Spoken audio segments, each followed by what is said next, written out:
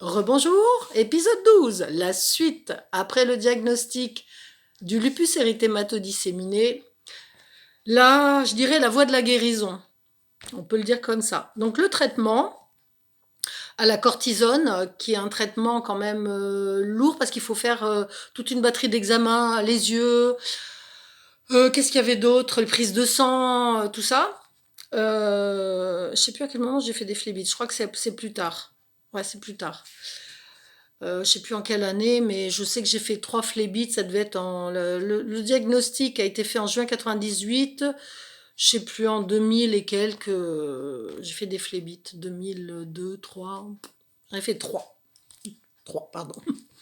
Bref, donc je suis le traitement, j'essaye de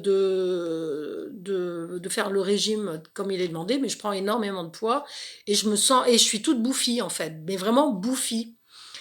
J'étais mais mal dans ma peau, mais mal dans ma peau. Je ressemblais à rien, à une poupée gonflable éventuellement. J'avais pas le droit au soleil parce que la cortisone me rendait était photosensible. Donc pas de soleil. Et en même temps, je sais pas si j'étais dopée. Ouais, j'avais plus de douleur, de rien du tout en fait. Et ça, c'était du bonheur. C'est-à-dire que même les allergies, avril, mai, juin, par là, là, rien du tout, rien, terminé, plus de douleur. Une vie tranquille. Oh, mais quel bonheur, quel soulagement. Par contre, voilà, le débute en fait le point de départ d'un questionnement donc à partir de 1998, quel âge j'ai 98, je suis née en 64, bon, 34, plus, je sais plus. Enfin bref. Ma tante, la sorcière, j'en ai déjà parlé, celle qui dit des choses qui sont pas sensées. Enfin, c'est ce qui se dit dans la famille. Maintenant, moi, voilà, c'est grâce à elle que j'ai ouvert les yeux. Je la prends au téléphone un jour et longtemps d'ailleurs, hein. Elle me dit voilà le lupus, ça signifie que voilà. Puis elle me dit genre salissure, je crois. J'en ai bavé dans la vie, salissure et débrouille-toi toute seule. Et je dis mais qu'est-ce qu'elle me raconte? Ça veut dire quoi ce truc-là? Et puis j'écoutais ce qu'elle me disait, mais ça rentrait pas. Je comprenais pas ce qu'elle me disait. C'est comme si elle me disait le sens de cette maladie. Mais moi, allô, rien du tout. Et puis, elle commençait à me parler de choses. Je la laissais parler. Elle me conseillait des livres que j'achetais, que je lisais. Voilà, mon esprit commençait à s'ouvrir, mais alors gentiment, tout doucement. Et je me souviens que un jour, je fais une flébite. Alors, je sais plus quelle année, peut-être 2003, 4, j'en sais rien. Non, 2004, 2000, ouais, dans 2003, dans ces eaux-là. Je fais une flébite et je l'appelle et j'appelle une tante, pardon, ma marraine en fait, et elle ne répond pas au téléphone. Donc j'appelle, j'allais dire son prénom, j'appelle mon autre tante, la fameuse éveillée, l'autre aussi d'ailleurs est éveillée, et elle me dit mais là, ça veut dire être empêché de rentrer chez soi ou quelque chose comme ça pour la flébite. En fait, là, au lieu de fermer la porte, il y a quelque chose en moi qui me dit, et si elle avait raison? Ah, et ben le point de départ, ça a été ça. Et si elle avait raison? Ça veut dire que là, vraiment, j'ai ouvert mon esprit à me, à me poser, à l'écouter, à écouter ce qu'elle me disait. Est-ce que elle pourrait avoir raison? Est-ce que ça pourrait me parler? Est-ce que ça fait quelque chose en moi? Peut-être que je pourrais me poser cette question réellement. Ce qu'elle dit, est-ce que ça peut être vrai? Et en fait, ce jour-là, bah, j'ai ouvert mon esprit à un message que mon corps pouvait m'envoyer et que j'avais pas écouté, pas compris, et qu'à partir de ce moment-là, j'allais pouvoir peut-être me mettre en chemin. Je crois que je conscientisais pas du tout ce que je suis en train de vous dire. Mais j'ai fait plein de thérapies avant, hein. J'ai fait, je sais plus, j'allais voir quelqu'un qui travaillait sur écoute ton corps. Euh, j'ai fait des constellations familiales. J'en ai fait 5. Alors la première, ça a dépoté, mais dépoté. Je me souviens le lendemain ou le surlendemain, enfin, peu de choses près, je suis tombée malade, j'avais une grippe, carabinée, c'était pas le covid. Pendant une semaine, j'étais capou, d'ailleurs j'avais arrêté de fumer et puis un matin, je m'assieds sur le lit et je dis: «Ben, voilà, je veux faire de la psychogénéalogie». Mais d'où je sors ça? Mais de quoi qu'est-ce? Oui, ça devait être dans ces eaux-là, 2004, un truc comme ça. Et là, je dis à ma tante, mais je dis: «Mais tu crois que j'ai pas d'études de psychologie, tu crois que je peux suivre, une formation, un truc?» «Mais oui, bien sûr, tu vas voir». Bah, je vous le donne en mille, hein, je l'ai trouvé en même pas un mois, enfin pas très loin de chez moi, enfin je rencontre pas, mais je trouve quelqu'un qui fait ça. Donc c'était une formation, je sais plus, je crois que c'était 2 week-ends, 2 week-ends pleins et je m'inscris. Ouais. À la fin de ces 2 fois 2 jours, je crois que c'était ça, hein. Déjà, il y a des prises de conscience énormes. Je parle à mes enfants parce que je découvre que j'ai été une mère, tout à fait maladroite et j'ai fait des choses tout à fait inappropriées et je culpabilisais. Je dis: «Mon Dieu, mais qu'est-ce que j'ai fait? J'ai ah, ah!» Donc j'ai dit à mes enfants: «Voilà, écoutez, on va remettre un petit peu d'ordre, hein, je vais toi ceci, toi cela». On remet de l'équilibre et je me suis employée à ça. Et à la suite de ce stage de psychogénéalogie, en fait, cette même personne propose un stage de numérologie karmique tibétaine. Je l'ai entendu comme ça. C'est comme le lupus érythématodisséminé. Qu'est-ce que vous allez dire? Moi. Alors, le stage de numérologie karmique tibétaine, je lève la main et je dis: «Ouais, moi». J'en rêvais depuis toujours parce que la numérologie me parlait, mais je regardais les livres, j'en ai je sais pas combien de François Notaire. Je sais pas, il manquait une dimension, je sais pas, il manquait une dimension et ben, donc je suis le stage de numérologie et là, c'est le miracle. C'est ça dont je rêvais. J'ai l'impression que c'est ça dont je rêvais.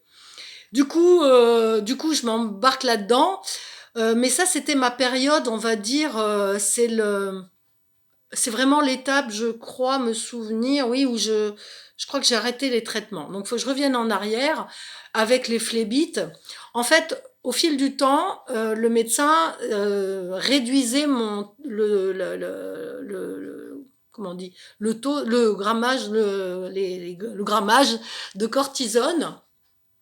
Donc, je me retrouvais à 10, puis ça descendait. Mais je travaillais sur moi en même temps. Et le professeur, il y avait le professeur Ragnaud à Pellegrin qui a été remplacé par le professeur No, Neau, au 4e étage des maladies infectieuses. Et je me souviendrai souvent de ces deux messieurs qui ont eu l'intelligence, je dirais, de m'accompagner en me laissant libre. C'est-à-dire qu'ils me disaient: «Écoutez, je ne sais pas ce que vous faites, mais ça marche, alors continuez».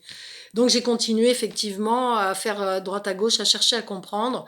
Et puis ce fameux jour où, je sais pas, j'en ai parlé dans une vidéo précédente, où j'ai les pièces du puzzle, voilà, lupus, loup. Moi je cherche le loup à l'extérieur. Et puis ma tante qui disait, mais rien n'est extérieur. Ça n'est jamais la faute. Elle m'a rabâché des trucs là, mouliné.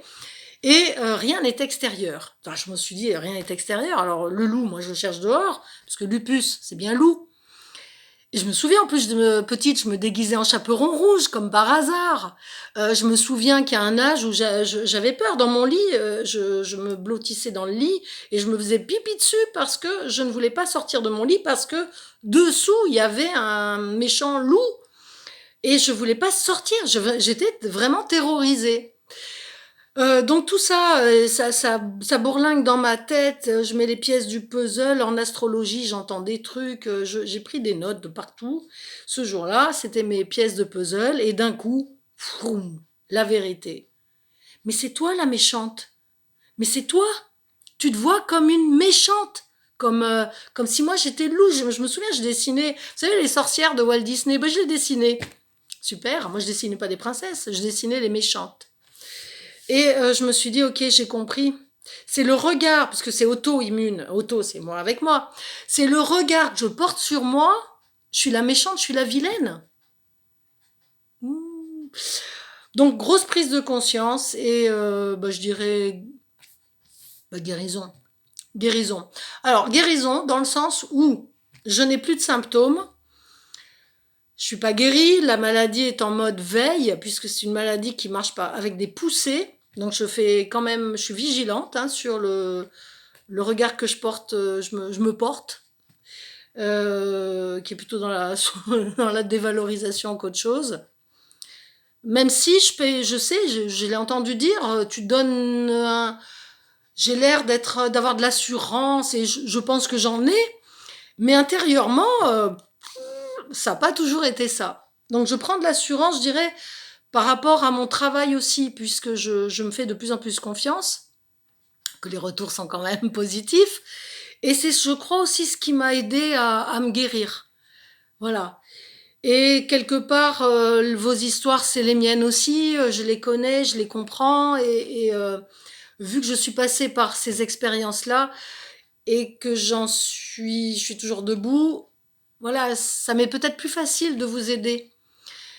Mais la compréhension de cette maladie, qui est complexe parce qu'elle touche plusieurs, les articulations, c'est une partie du corps, la peau c'en est une autre, les organes vitaux c'en est encore une autre. Alors moi j'ai pas eu les organes vitaux touchés, j'ai eu de la chance. Je surveille quand même mes reins. Il y avait le foie qui pouvait être touché. Moi j'ai vraiment eu de la chance parce qu'il y en a qui c'était plus grave. À un moment donné, d'ailleurs, j'ai pris du Plaquenil, le fameux médicament contre l'hydroxychloroquine, machin, là. Je l'ai pas supporté. À l'époque, je l'ai pas supporté. Je sais pas aujourd'hui. En tout cas, toujours est-il que là, ça fait dodo. Que ça m'arrive, là, comme hier, d'avoir des douleurs. Alors bon, c'est vrai que j'ai un métier où j'utilise mon corps, les épaules notamment. C'est pas parce qu'on utilise son corps qu'on a forcément justement ces douleurs. On peut très bien avoir un métier, faire des gestes quotidiens et ne pas avoir de douleurs, de maladies, de symptômes, de rien du tout. Donc je suis quand même vigilante quand j'ai des douleurs notamment. Je me dis, ah, une petite poussée d'évalo ou de quelque chose là, ou de débrouille-toi toute seule ou de je sais pas quoi. Je suis vigilante. J'ai compris que mon corps m'envoie des messages et que, je dois l'écouter.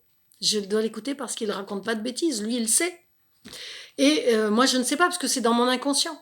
Voilà, donc c'est important. Écoutez votre corps. Voilà, j'en ai fini pour la maladie, mon parcours. C'est vraiment dégrossi, mais ça donne ça. Et aujourd'hui, c'est l'alimentation, le meilleur médicament. Euh, donc là, je suis en plein, voilà, je suis en plein remaniement. C'est, oui, pour du bien-être. Le chimique est à éviter, mais là, il m'a été utile. Je vais absolument pas cracher dessus. Franchement, certainement pas. Jamais personne, aucun thérapeute ne m'a dit arrête ton traitement. Non, j'ai continué le traitement et j'ai fait des choses à côté. Voilà la solution. En tout cas, moi, ça a très très bien fonctionné. Et j'ai dû tomber sur les bonnes personnes et aller dans les bonnes directions. J'ai été accompagnée, j'en suis sûre. Qu'il en soit de même pour vous. À bientôt.